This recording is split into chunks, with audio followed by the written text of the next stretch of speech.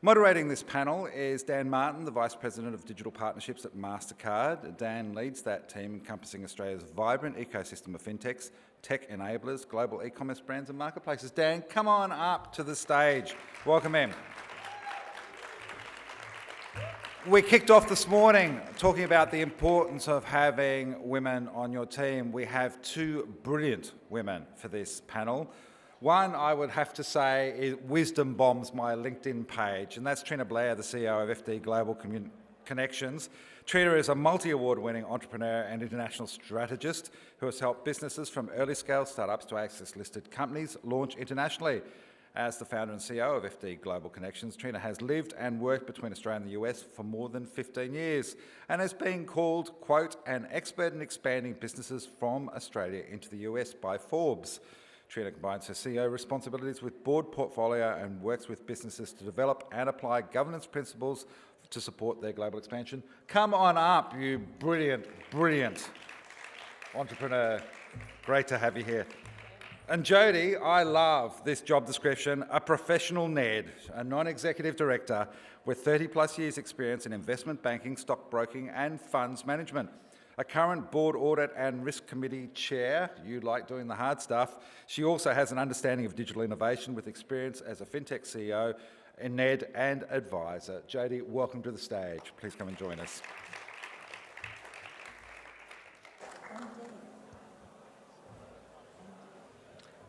And we also welcome Deanne Bannatyne. Well, that's what I was just looking at. So I am going to get my phone every time. My apologies. It's the paper every time, folks. This is a lesson in digital. Dee is the Chief Growth Officer for Tyro, also a non-executive director for UPay. Welcome, Dee. Thanks, Dan.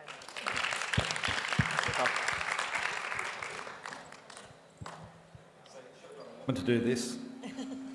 Over to you guys. Thank you. Well, welcome everyone. Off the back of the last panel, it's a really great segue in terms of the importance of governance and establishing a board and some of the observations our panellists will share through today. Really great conversation over the last 24 hours. I did hear yesterday, though, a remark around compliance fatigue. And for those fintechs, entrepreneurs in the room, there is nothing more important than governance, and I think we'll unpack that a little today. I'll throw straight to Trina. Over the last 7 weeks, in partnership with MasterCard and FD Global, we've just concluded a 7-week intensive program for fintechs, bringing them together with a range of vibrant, very well tenured non-executive directors.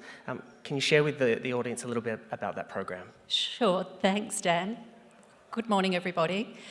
So as a mentor to startups over the years, I've unpacked the fact that entrepreneurs rarely understand what fiduciary responsibilities are as directors of companies.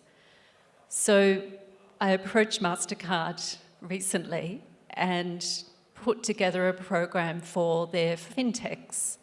And the 7-week program was around informing the fintech founders of the regulatory environment in which they operate.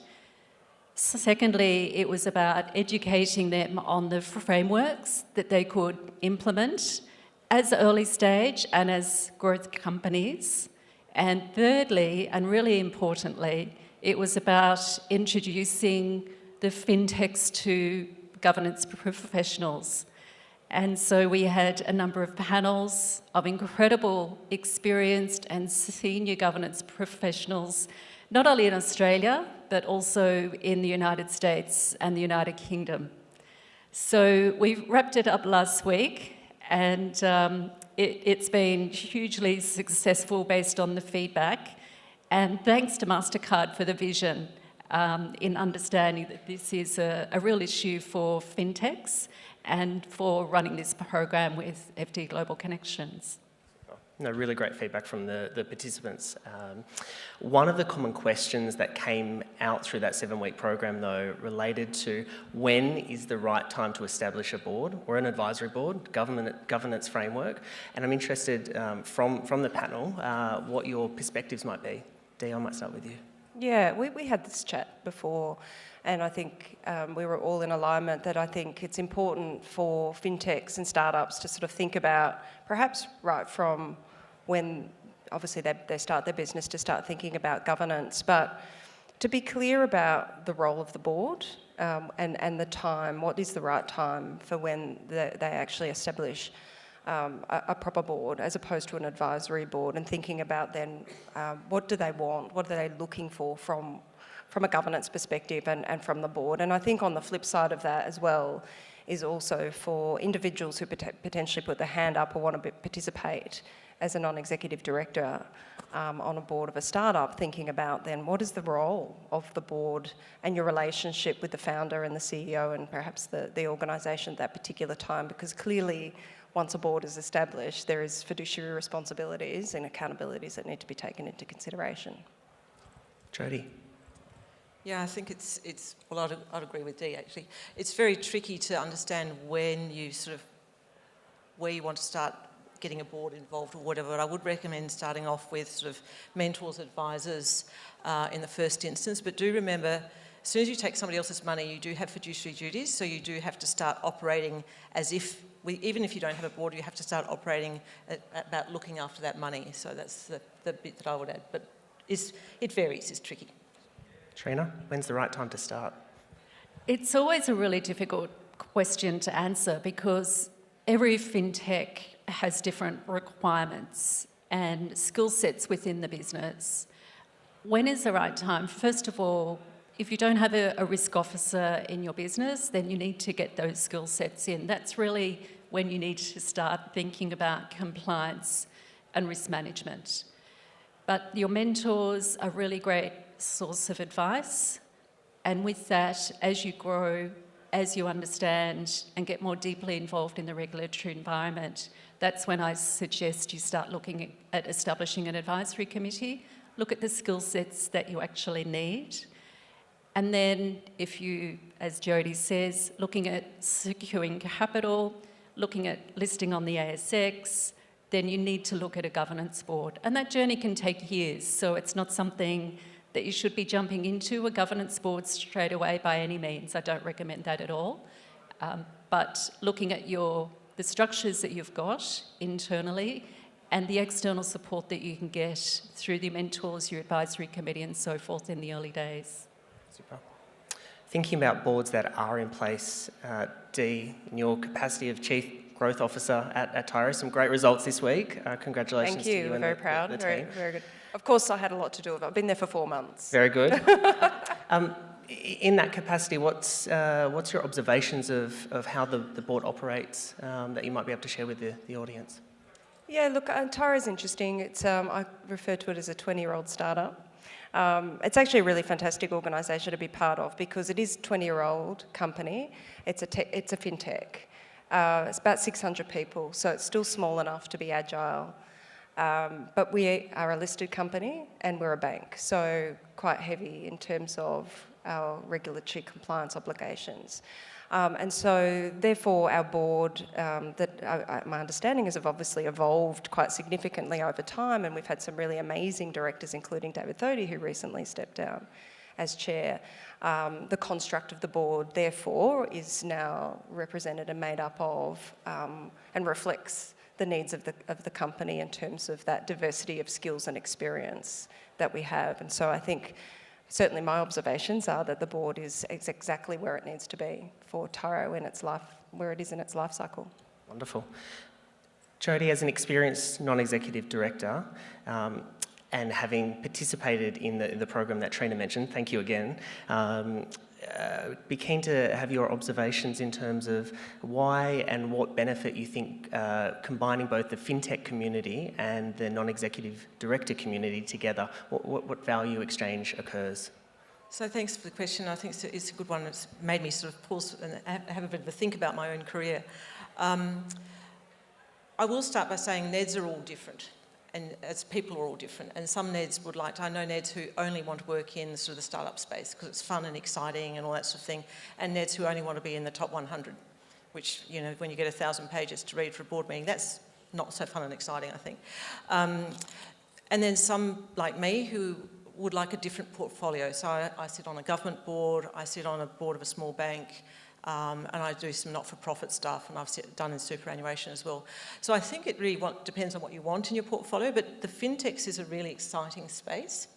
I think also it's a great opportunity where you can start to learn. So personally, I've actually been on 2 IPOs, one in the fintech space and one in the tech space. Neither of them went to market, so I might be the kiss of death, I'm not sure. But it was really interesting to see that IPO process, and you don't often get that process to go through. And then, but most importantly, I think for NEDs, is to actually understand what is out there in the world. And, you know, we're all our own small businesses, if you like, and we look for new information all the time. So working with fintechs, you can get to understand what they're doing. Being an advisor or being on the board can be a fun and exciting space to be, but also you get to understand what they're doing, which can lead also to potential partnerships and things to some of your other businesses. So I might just have a little go off segue there, but if you have a bit of a tip for some of the things you need in your board, on your board, is people who are going to be advocates for you as well. I think that's a really important thing, particularly when you're scaling. Trina or Dee, any builds on Jodie's remarks? I think the agility is a really important piece because, and making sure that there is that skill match between the fintech and what the fintech CEO or founder needs and the non-executive director and the skill set that they bring. You need to make sure that the NED understands and has expectations around that are suitable to the fintech. So sometimes I hear that ex-corporate non-executive directors go onto fintech boards and the skill match is not there. As a corporate executive, in many organisations, it's very established processes, very established governance, not as agile as a fintech needs to be. And so there's that clash of skills. So doing that skill set analysis up front and making sure there is alignment between the two is really, really important. But the NEDs that are involved in the fintech space, like Dee and Jodie, just relish the opportunity of learning all about new industries, new sectors within fintech, the innovation and the agility, and I'm sure that is part of the reason of why they want to participate in this exciting space. I think just to build on that as well is the flip side is for the individuals themselves. So there might be many of you in the room who potentially are not non-executive directors or have that experience, but thinking that that might be something that you want to do in your own career journey. And I think just to your point, often, you know, you come out of large corporates or you've had a corporate career and you go, okay, you know, the next step in my career is to take on a non-executive director role. And to your point, often with startups and scale-ups, they may find it difficult to attract experienced non-executive directors. So sometimes it's, you know, just out of your network. Sometimes it's investors and other things. So I think they've got to ask that question, what are the skill sets and the experiences that you're looking for? But for the individuals as well, just ask yourself that question, what am I bringing to the board? I think that's really important. Because when you step onto that board, to your point, this is an organisation that's brand new, that doesn't have all of the processes in place and doesn't have that kind of depth of experience that you might have experienced. So, you know, at the end of the day, you do have fiduciary responsibilities, and so you kind of have to step out of your safety zone for that time being. I know that when I stepped onto the board of UPay, I had not long started in my executive role at Prezi, which was a scale-up organisation. So actually, and I came from Australia Post, so talk about chalk and cheese. But actually, my experience in a management role at Prezi was fantastic as a director, a non-executive director at UPay, because there were many parallels. It was sort of like, almost like looking in a crystal ball. Prezi was just a few years ahead of where UPay was. And so what I was experiencing as an executive from a management perspective, I could absolutely translate to what UPay was experiencing as a startup and as a scale-up. And Dee, just to... Go for it. Sorry, I was just going to add, just building on that, is one of the real challenges and sometimes I see a mismatch between skill sets, is that the role of the governance board is around strategy and their responsibilities to the shareholders. So strategy is their focus. The role of management is to operationalise that strategy. So another element that you need to be looking for in terms of bringing governance experts into your business on the boards is their mindset around strategic thinking or operational thinking. So the last thing that you want is a non-executive director who is going to meddle in your business on a day-to-day basis. Yeah, I think it's very much, as we say, fingers in, noses in, fingers out, got it around the right way. And when you're looking at your skill set of your directors, not everybody's going to have every piece that you want. So you need to be able to say, well, that person's going to be more strategy. You should all your directors should have an element of strategy. I have sat on a couple of boards where the audit and risk person, hopefully not me, actually actively leans back when you start talking strategy because it's just not their thing. But they're the audit and risk person or the audit person, they've got to sign the accounts, and so that's important. But make sure that everybody has a sort of basic level at least, and then you have your real experts, if real experts in strategy or real experts in marketing or whatever. And that can sometimes be quite daunting. Sorry, Dan, we're taking over. Go for it, go. What was going to happen? That can be sometimes quite daunting, particularly in a startup with a founder who it had, the business, that was their idea.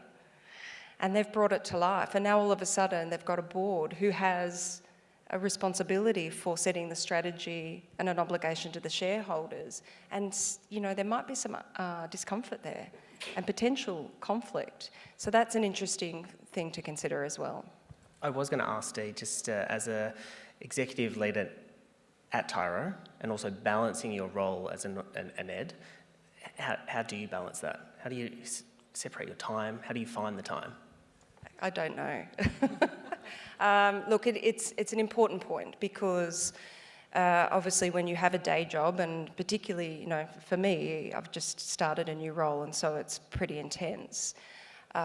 But, you have to obviously prioritise your time and at the end of the day you do have an obligation to the companies that you're supporting from a non-executive director perspective, so you have to make that time appropriately. And you need to sort of, compartmentalise and kind of go, okay, this is my day job and my management responsibility, but remind yourself what is your role as a director is obviously from a governance perspective. And it's, I don't know, it's not easy because sometimes it is easy to sort of, revert back to wanting to put the fingers in, but you've got to remind yourself that you're stepping up and stepping above. And sometimes, like just to share, recently, our chair of UPay has stepped down, and there was a conversation about whether any of the other executives, non-executive directors, wanted to step into that role, and I actually said no because I just knew that I wouldn't have the time to commit to that role. I'm going to end on a question for each of you. Probably the most important question through your lens is board diversity is so critical in terms of the success and potential scaling of any organisation. Through your personal lens, what does board diversity look like and need to look like as we move forward? Trina, I'll start with you. We had this conversation just before we came in, and it's very much around the broader definition of diversity when it comes to boards. So yes, gender diversity is critical, and less than the top ASX 100 companies, there are less than 30% female directors, so there is still work to be done there. So gender diversity, yes, is very important. We do bring different skills and mindsets. But secondly, it's applying that broader definition of diversity. So you do really want a broad range of skills and experience, age groups, and knowledge around your board table. So I'll hand over to Jodie and Dee on that. Yeah, thanks. So I think what you do is you go through and look at your business and say what your, as Trina said, say what your skills you actually require. You will always require a chair and you will always require an audit and risk person. Not talking my own book there, but those are the two committees that you normally, or the two that you have the board and always an audit and risk committee. Outside of that, it really is quite different. So I sit on a not-for-profit board, which does aeromedical rescue. So we have a finance person, which is me, we have an aviator, we have a doctor, and that's why you say that's what the business is, so that's the sort of people that we need. So you really need to think about what it is for your business that you need for the skills. And it will change over time. So you might start with your board of advisors, might be different than as you go onto a governance board. And if you're going through an IPO process, then you might again change out again. And you'll have directors designate come in or whatever it is. And I didn't put in the PE firms and the VC firms, but anyway. Yeah, couldn't agree more. I think all of what's just been said is important. At the end of the day, we need to make sure that we have the diversity of thought.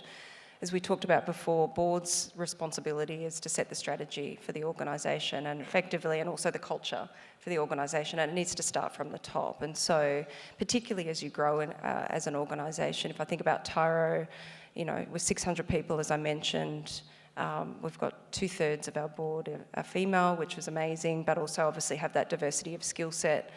And as a technology-driven organisation, more than 1/3 of our business is technologists.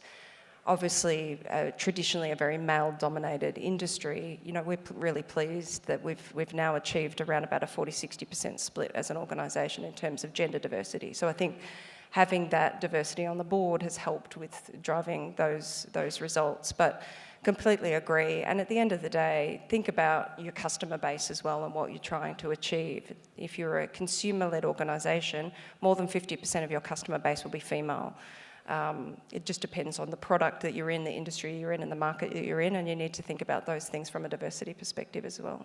Wonderful. And on that note, please thank Dee, Jodie and Trina.